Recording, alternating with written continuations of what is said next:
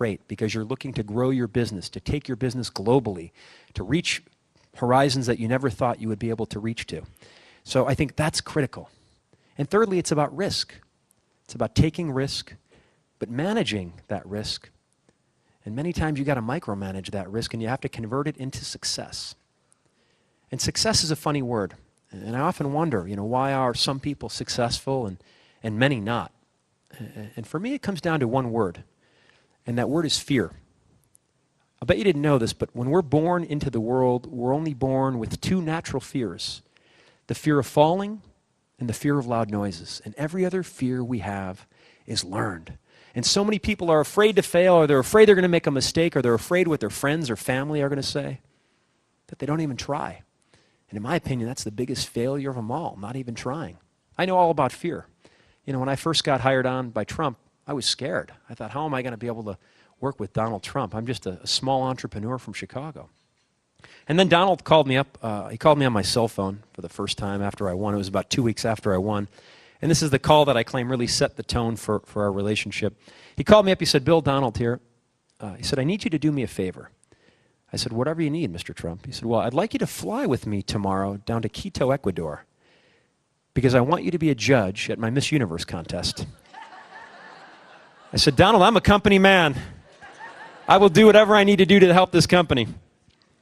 But I have to give him credit where credit is due, because he held up his end of the bargain, and he opened up his world to me, took me under his wing, and showed me what business is like at that level. And the one thing I realized is that business at that level isn't much different than business at our level. The numbers are a heck of a lot bigger, but the fundamentals of business, they never change. And I think the entrepreneurs who can master the fundamentals of business and use those as their foundation can build upon that foundation anything they want. And one of the lessons I learned, I got to work on a project in White Plains, New York, when I first started. And I worked with a guy, he kind of took me under his wing. He was the chairman of a major construction company. And when I first met this guy, I was scared. He was this burly guy from Brooklyn, and he had this thick Brooklyn accent. This is when the Sopranos were real popular, and I thought, oh my God, I'm going to get whacked here. But he taught me a very valuable lesson. And I was working on this project, and I was clearly in over my head. Didn't know what I was really doing. And I was leaving the office one day, and he turned to me, and he said, hey, kid, be the conductor. And I looked at him, I said, okay, will do, Greg, thanks. And I left there, and I had no idea what he was meant by that. And I was thinking, the conductor of a train? What was he talking about?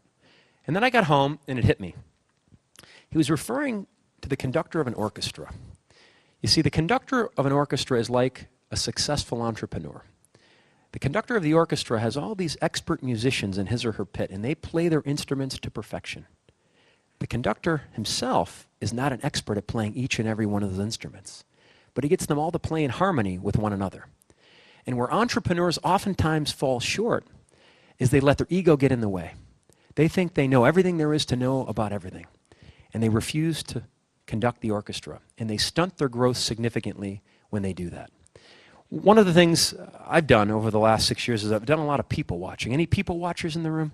Got it right? You can learn so much good and bad, and I've gotten to spend a lot of time with Donald Trump and other great entrepreneurs that our country has to offer.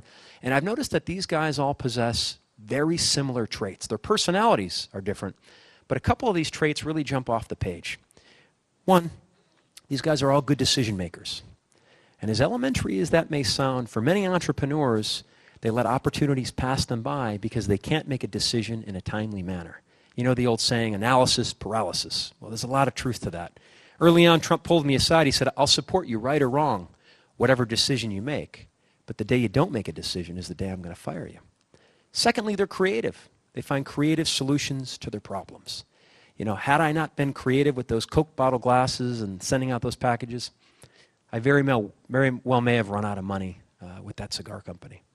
And thirdly, they never quit and they never make excuses. And I see so many entrepreneurs today giving up. They're throwing their hands in the air and they're saying, it's the economy. They're blaming everything on the economy or the guy or the girl next to them, and they're not taking ownership. And the sooner they realize that it's up to them to take control of their own destiny, the sooner they find success. Now, on the flip side, as Simon mentioned, I was working on a show for the A&E network called We Mean Business, and I got to spend time with some of the worst entrepreneurs our country has to offer.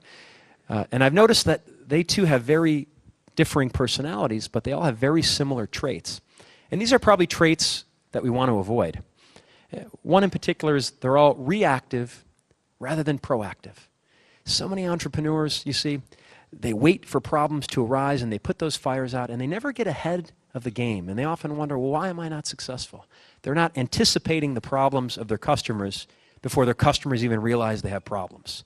You see, when you anticipate and you bring your customers solutions before they even know they have problems, you create an incredible interdependency. So they're reactive rather than proactive.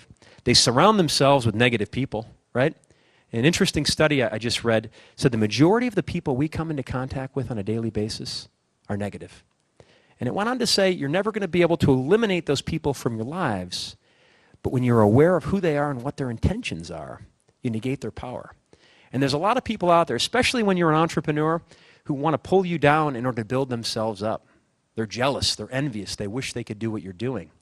You see, I ran into the owners of that metals company, oh God, about a year and a half ago, and they came running up to me. We knew you were going to be successful. I said, no, you didn't. And lastly, it's about potential. You see, I truly believe when we're born into this world, God gives us a certain amount of currency in the form of potential, and it's up to us to make it grow. It's up to us to make it multiply, yet so many of us don't do that. And I want to leave you with this story. I was reading a book the other day. It was from an evangelist, and it's very powerful, especially for the entrepreneur. And I want to share this with you. I thought you guys would appreciate it.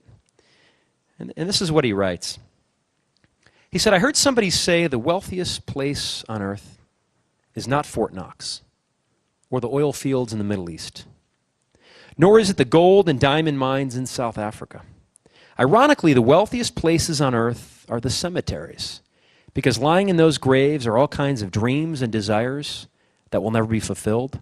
Buried beneath the ground are books that will never be written, businesses that will never be started, and relationships that will never be formed. Sadly, the incredible power of potential is lying in those graves.